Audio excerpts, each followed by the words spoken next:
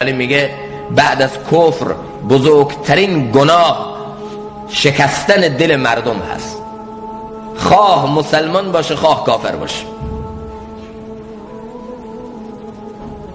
حضرت مولانا دکتر عبدالحی رحمت الله تعالی علیه که از بزرگان معاصر هستن، ایشون میفرمند دل رو نشکنین، چون ممکنه اون دل محل تجلی خدا باشه، محل محبت الله باشه.